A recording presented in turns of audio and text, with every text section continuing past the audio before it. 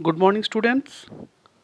आज माई playmate bye Mary आई Osborne का जो क्वेश्चन एंड आंसर है, तो उसका जो है हम थोड़ा सा क्वेश्चन एंड आंसर देखेंगे। तो इसको हम दो पार्ट में डिवाइड किए हैं, पार्ट वन, और कुछ कल ही पार्ट टू आ जाएगा। एक्चुअली मीरा जहां साहब ने इसके लिए रिक्वेस्ट किए थे कि माई प्लेमेट के क्वेश्चन एंड आंसर करवाने के लिए, तो मैं आज उसी का क्वेश्चन एंड आंसर करवा रहे हैं। तो मुखर्जी क्लासेस में आपका स्वागत है और चलिए शुरू करते हैं। पहला क्वेश्चन है, बट दो I stand the right way up, he is always upside down.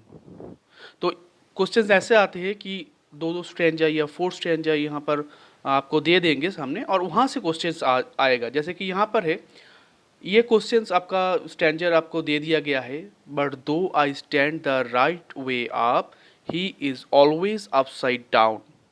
और क्वेश्चन है वहाँ से बन रहा है कि how does the speaker stand, speaker कैसे खड़े थे। तो इसी में ही इसका आंसर है, इसी स्टैंडर में इसका आंसर है, और इसका आंसर बहुत ही आसान है। The speaker stands the right way up. Speaker जो है यहाँ पर, जो पोएट है वही स्पीकर है, तो वो जो है यहाँ पर सीधा एकदम खड़े थे, एकदम सीधा खड़े थे। हु इज अपसाइड डाउन, लेकिन कौन, क्वेश्चन नंबर टू है यहाँ पर, लेकिन कौन जो है अपसाइड डाउन थे, कौन उल्टे खड़े खड़े थे। The boy whom the speaker sees in the puddle and who is actually his reflection is always upside down। तो यहाँ पर क्वेश्चन आंसर्स ऐसे आएंगे कि the boy whom the speaker sees in the puddle, जिनको जो स्पीकर जो है, जो पोएट जो है, जिनको वो पडल के अंदर जिनको दिखाई देते थे, जो उनका प्लेमेट था एक्चुअली, वो पडल मतलब क्या है, यहाँ पर छोटा सा पॉट होल से, जहाँ पर थोड़ा सा बरसात में पानी जम जाता है, तो वो पॉट होल्स है यहाँ पर। तो उस पॉट होल्स में हमेशा स्पीकर को क्या है कि अपना प्लेमेट, आपका खेलने के साथी जो है वो दिखाई देते हैं। तो वो जो यहाँ पर दिखाई देते हैं, तो वो हमेशा क्या है कि उल्टा है, वो उल्टा साइड से अपसाइड डाउन वो खड़े रहते थे। तो यहाँ पर क्या है कि एक्चुअली वो पोएट जो है अपना ही रिफ्लेक्शन देख रहे हैं, अपना ही जो है प्रतिबिंब जो है वहाँ पर दिखाई दे रहा है उनको। लेकिन छोटा सा बच्चा है तो उनको ये समझ में आ नहीं रहा है कि ये है क्या। ठीक है, तो सोच रहे हैं कि अपना ही खेलने का साथी है, वो उनका ही प्लेमेट है, ऐसे सोच रहा है। तो आंसर आएगा the boy whom the speaker sees in the puddle. जो पर्डेल के अंदर, जो पॉटहोल्स के अंदर जो छोटा सा जो गड्ढा है, उसके पानी भरा हुआ है, उसके अंदर स्पीकर को जो दिखाई दे रहा है, और जो एक्चुअली जो स्पीकर का ही, स्पीकर मतलब यहाँ पर जो वक्ता है, जो प्रवक्ता है, उनका जो है, उनका जो है एक्चुअली जो रिफ्लेक्शन जो है वहाँ पर आता है, जो उनका जो प्रतिबिंब जो है उसके ऊपर आ रहा है, और उसी को है वो अपसाइड डाउन देख रहे हैं। चलिए आगे बढ़ते हैं। बट दो I stand the right way up, he is always upside down. फिर से वहीं से क्वेश्चन लिया गया है, और उस स्टैंडर्ड्स को देते हुए क्वेश्चन किया हो गया है, what does the speakers have to do because his friend is upside down. यहाँ पर स्पीकर को क्या करना पड़ रहा था, क्योंकि उनका जो फ्रेंड, उनके जो दोस्त थे, वो अपसाइड डाउन में उल्टा खड़े थे। तो यहाँ पर बहुत ही खूबसूरत सा जो आंसर है वो खूबसूरत सा निकल के आता है, the speaker has to put his left foot on his friend's left foot and the right foot on his right. क्योंकि स्पीकर को अपने प्लेमेट के ऊपर ही खड़ा होना पड़ रहा था, तभी तो उनको दिखाई दे रहा है पॉटहोल के अंदर, ठीक है ना, तभी तो उनके पडल्स के अंदर दिखाई दे रहा है, पानी के अंदर अपना ही रिफ्लेक्शन देख रहे हैं। तो अगर आपको खड़े होना पड़ेगा, तो आपको आपका जो प्रतिबिंब होगा, वो जो आपका रिफ्लेक्शन होगा, आपका एकदम उल्टा होगा। आप अगर आप अपवर्ड खड़े रहेंगे, आप एकदम सीधा खड़े रहेंगे, तो आपका प्रतिबिंब जो है वो आपका उल्टा पड़ेगा, और वो जो है आपका पैर के नीचे ही होगा। आपका पैर के नीचे होगा तो आपका क्या है, राइट फुट, उनका राइट फुट के ऊपर, और आपका लेफ्ट फुट उनका लेफ्ट फुट के ऊपर आएगा। तो यहाँ पर ऐसे आंसर आएगा, the speaker has to put his left foot, अपना बाएं पैर, on his friend's left foot, अपने दोस्त के लेफ्ट फुट के ऊपर, and the right foot on his right, और अपना दाहिना पैर जो है उनके दाहिने पैर के ऊपर रख रहा था। आशा रखता हूँ कि आपको अच्छा लग रहा होगा। इसके बाद और एक है, so surely he must be in some strange land the other side.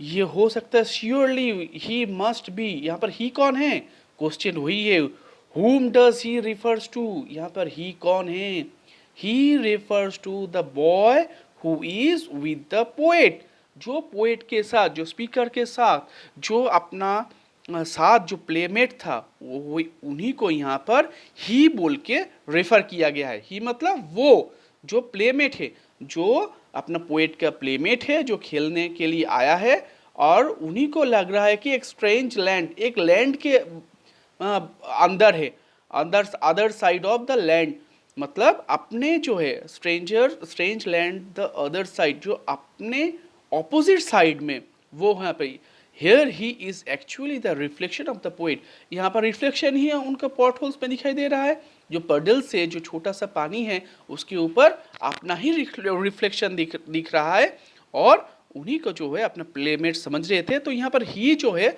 अपना ही प्लेमेट को रेफर कर रहा है, और प्लेमेट उनका और कोई नहीं है, अपना ही रिफ्लेक्शन है। चलिए, why does the speaker feel that he is in some strange land, तो स्पीकर को ऐसा क्यों लगा, पोएट को ऐसा क्यों लगा कि वो जो ही है वो एक स्ट्रेंज लैंड के अंदर रहता है, एक अजीब सा एक लैंड के अंदर, अजीब सा जगह पे रहता है।